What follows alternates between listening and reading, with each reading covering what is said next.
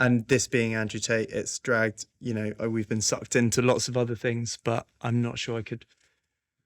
But the tactics that are used in this specific kind of, conditioning is stuff that's kind of translated into your case in terms of minimizing support structures, creating dependence on abusers, Yeah. conditioning individuals into subservient behavior. Yeah. I think, those kinds of things don't come into people's minds when they think about grooming or sex trafficking. No, they don't. And I think what we're trying to do as well with this case is highlight this concept, which legally is a relatively new one, of coercive and controlling behaviour.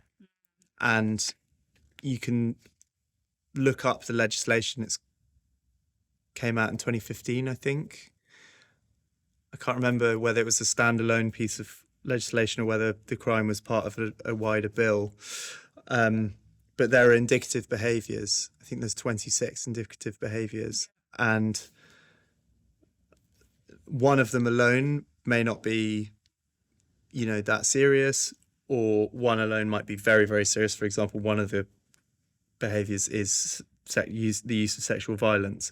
But it's taking all of those indicative behaviours together and using it to influence, control, and coerce someone who you're in a relationship with. So, for example, the classic examples are alienating someone as quickly as possible from their friends and family, using the language of relationships and, alienation is 101 of an abusive relationship. Yeah, financial control, threats. So those are kind of, but then there are other kind of more everyday behaviours, and you combine them to manipulate someone, basically. And that's how you get them to do what you want, and you make them think that they can never leave. And just because it's this group of behaviours doesn't mean that it's happening in smaller homes and not just in the Andrew Tate case. If you go through those behaviours and you read them, you will probably recognise some of those behaviours from most relationships. Yeah.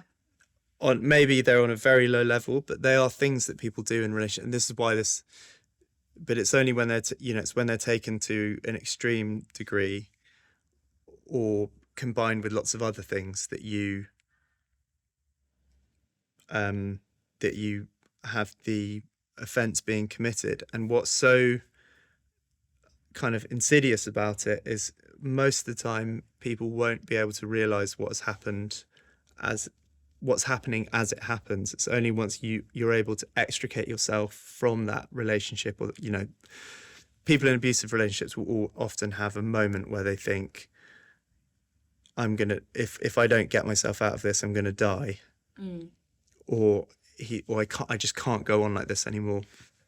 And then they're able to pull themselves out, and then the kind of full weight of what they've been through impresses itself on them, and then they think, actually, what happened there may have been criminal, and then they go to the police. And so this idea of, why didn't you go to the police the first time he hit you, or the first time he raped you, etc., and it's just not that simple.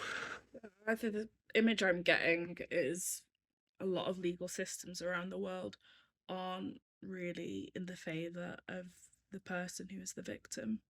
No. No.